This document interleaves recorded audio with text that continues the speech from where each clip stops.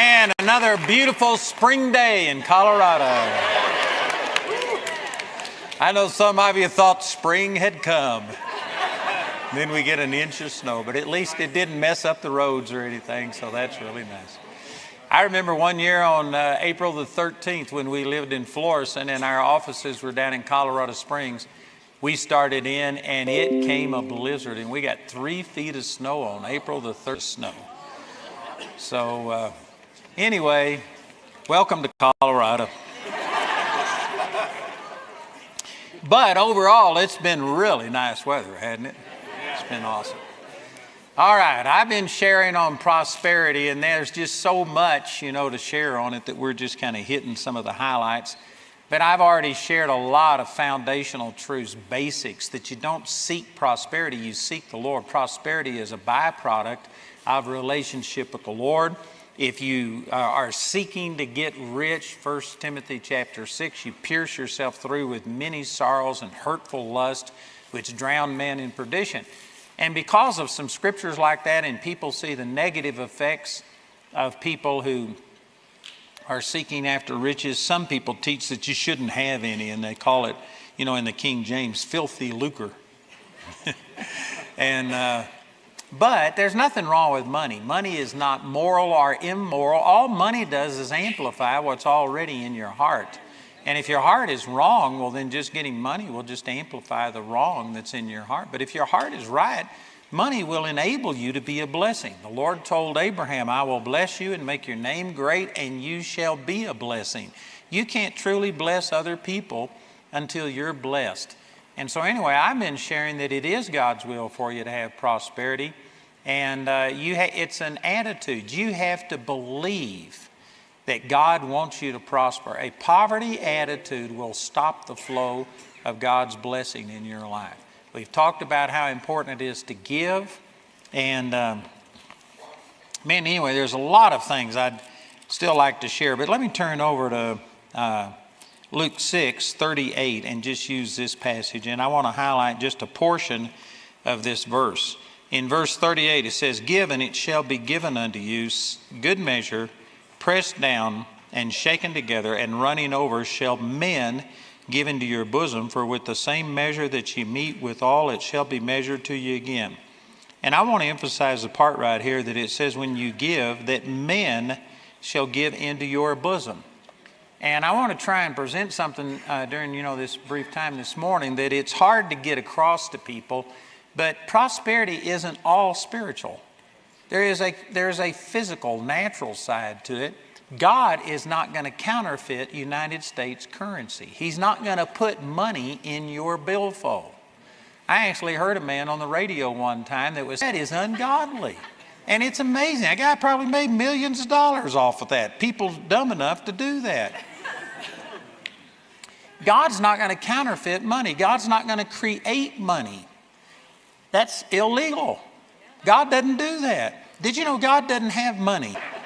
He's got streets that are paved with gold. He's got things that are very valuable. His gates are made out of one huge pearl. Must be an awesome oyster that produced that. But anyway, he's got assets, but he doesn't have money. He doesn't have United States currency. Deuteronomy chapter 28. Let me just read a couple of these verses over here. This is the chapter of blessing that will come upon you. And of course, in the New Testament, we don't get these blessings based on our performance. We get it based on what Jesus has done for us. But in Deuteronomy, in all that thou settest thy hand unto, and he shall bless thee in the land which the Lord thy God giveth thee. The Lord shall establish thee a holy people unto himself, as he has sworn unto thee, if thou shalt keep the commandments of the Lord thy God. And all people of the earth shall see that thou art called by the name of the Lord, and they shall be afraid of thee. And the Lord shall make thee plenteous in goods, in the fruit of thy body, in the fruit of thy cattle, in the fruit of thy ground, in the land which the Lord sware unto thy fathers to give thee. The Lord shall open unto thee his good treasure, the heaven, to give the rain unto his land in his season.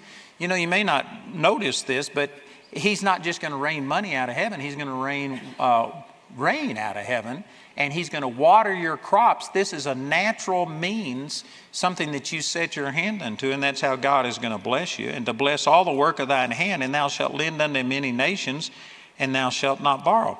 But notice up here in the 9th verse, it says he will bless you in your storehouses.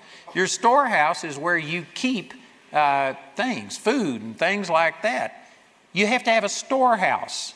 And there's a lot of people that don't ever save anything. I think the equivalent for us would be that you need to have some money set aside. And did you know when you set money aside, God will bless it? You know, there's a man in Houston, and I just forgot his name. Do you know his name that wrote that book about the storehouse principle? I think you've mentioned it. Anyway, he was a good friend of mine. I've ministered at his church. But he wrote this book about the storehouse principle, and he was reading this passage, and the Lord spoke to him and says, I can't bless your storehouse because you don't have one. And you know what this guy did? He went and took $1, all he had, and he opened up a savings account. And he says, you know, God can bless that. 100 times 1 is 100, but 100 times 0 is 0. So he started a savings account with just $1, all he could put in it. And when I was at his place, he owned probably, I'm not sure, but over 100 acres. They had a camp there. They had a train on the place. They had buildings that would seat 2,000 or 3,000 people that was paid for. And all of this started with him saying that I'm going to start a storehouse and God's going to bless it. So I put all of these things together. You give, and men give into your bosom. God will bless the work of your hand. He will take your storehouse and multiply it. He will cause rain to fall out of the heavens and water what you have done. But see, there's a balance between it being supernatural and yet natural at the same time. And I meet people all of the time that are just believing God for money, and yet they don't have any vehicle, any way for God to get money to them. You need to be working a job is the minimum. Everybody needs to be working a job, or you can get to a place to where you start taking money and you invest it and you things like that. You can become an employer at least and start doing something, and God will multiply what you set your hand unto. Look over in the 24, and when they were come to Capernaum, they that received tribute money came to Peter and said, Doth not thy master pay tribute? He saith, Yea. And when he was come unto the house, Jesus prevented him. In other words, Jesus knew what he was going to say. The Lord knew everything that had gone on, even though he hadn't told him. And he says, What thinkest thou, Simon? Of whom do the princes of this earth take custom or tribute? Of their own children or of strangers? Peter said unto him, Of strangers. Jesus saith unto them, Then are the children free. Notwithstanding, lest we should offend them, go unto the sea and cast in a hook and take up the fish that first cometh up. And when thou hast opened his mouth, thou shalt find a piece of money. That take and give unto them for me and for thee. Boy, that's amazing.